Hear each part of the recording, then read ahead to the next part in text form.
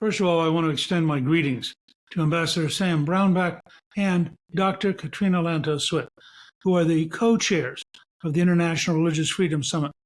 This is a very important time to have this summit, because the fact is that the assassination of former Prime Minister Abe by somebody who was clearly mentally ill and who was not a member of the church led to a deliberate effort, I think largely driven by the Communist Party, in an effort to destroy the political party which had been such a strong bulwark of American and freedom relations.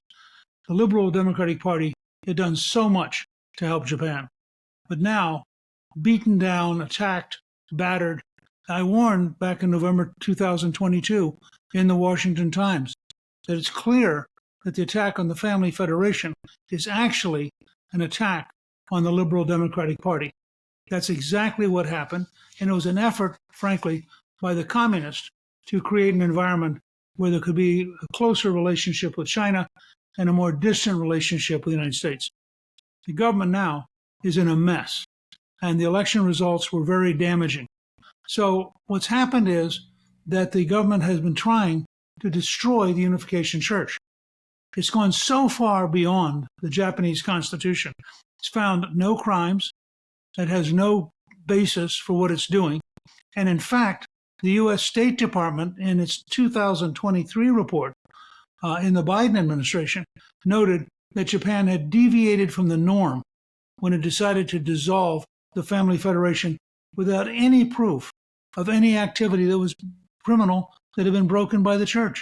They just stepped in for political reasons. Now, you don't have to believe America.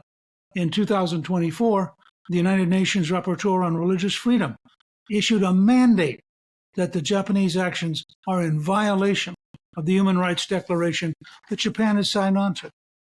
Your host today, IRF co-chair Dr. Katrina Lantos-Swett, and Susan Johnson Cook, former State Department Ambassador for Religious Freedom in 2023, wrote, "In a move that is much more reminiscent of current practices in China and Russia, Japan's government is now threatening to dissolve a legally constituted religious group for seemingly political purposes." Now, let me be clear. The Biden administration has already condemned this activity. The United Nations has already condemned this activity. And now, with President Trump, we have somebody who is deeply, passionately committed to religious liberty. This is going to have grave consequence for the United States' relationship with Japan and our view of what's happening with Japanese politics. It's very important that Japan remain pro-freedom. It's very important that Japan follow its own constitution. It's very important that Japan remain with America and not allow itself to be gradually overwhelmed by Communist China. This is an important meeting, and I'm honored to have been given a chance to chat with you.